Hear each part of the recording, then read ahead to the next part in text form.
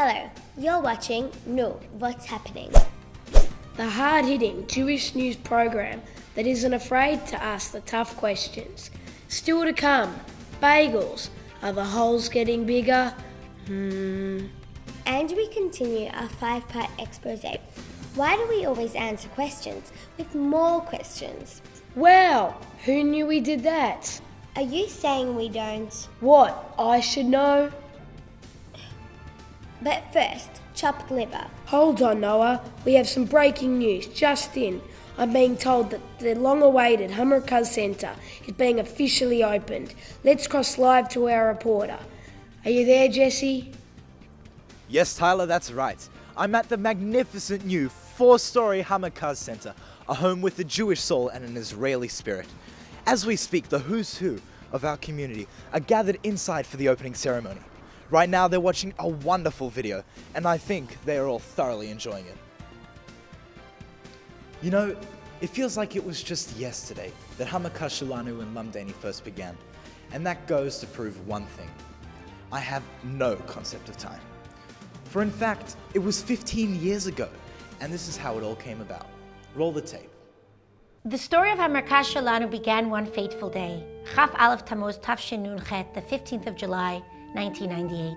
With 20 friends gathered around the table at my grandfather Rabbi Chaim Gutnick's house, the vision was set out for a home of our own, a place that would meet our unique social, educational, spiritual, and personal needs. It was a little bit of unbelief of all the 10 couples that were sitting in the room, because we all been Israelis without a synagogue, without a home, without a community, and we all said, it's a dream, but it will never come true.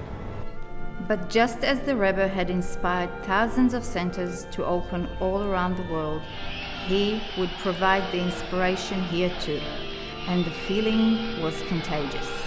At the very first meeting, people pledged their support in many different ways, while one family even announced the dedication of a new Torah. It was a very exciting moment, that meeting. It felt like something's gonna be born. Rosh Hashanah and Yom Kippur soon approached, and we still did not have a place we could call home. So a small room was hired at Beth Wiseman, and we hoped that maybe 30 people would come. Well, over 100 people turned up, and it was amazing. For the first time, we really felt part of a family, and our dream began to take shape. Weeks passed, and while a space was found, we still weren't able to secure it. Then, out of the blue, the phone rang. The caller said he'd been at shul for Yom Kippur and had really enjoyed the service. His only question, what are your plans for the future? So Rabbi Moti told him, and told him, and told him. There was a lot to tell. This man we didn't even know said 2 things. He and his wife would love to be partners in making this dream a reality, and that someday, all together, will help to build a brand new center. It was like angels had come forth from heaven right then and there. The one condition was that they remain anonymous. And so, with an army of volunteer painters and plasterers, carpenters, electricians, handymen, and countless others, a centre was built for the community, by the community. We got together a group of people which we put together the first Hamerkaz Shelanu until it was completed, and this is the core of this community. From the dedicated group of Israeli immigrants who established our first Merkaz, a gift given with joy to Melbourne's wider Jewish community. To the countless hard-working men and women who continue to give so much of themselves, volunteers at community events, businessmen who leave work for 3 to 4 days at a time to help with youth camps. We volunteer in the kitchen duties, we volunteer in welcoming people that come in, we volunteer whatever is needed, and I'm sure there'll be more needs in the future. So we all have to give because we get so much out of it. And finally, to the people who enter our lives and touch our hearts. Each and every person has helped turn this acorn of an idea into an oak tree.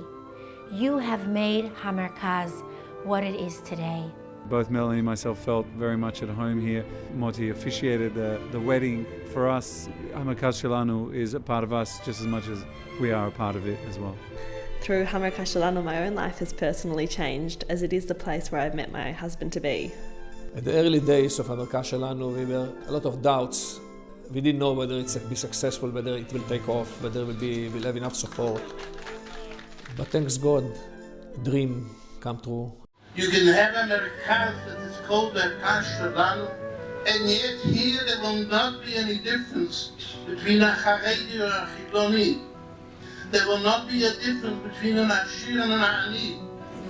Your tafkid is to make this center an example to the rest of the world that here we meet as Yehudim, and here the differences, even the political differences, are buried.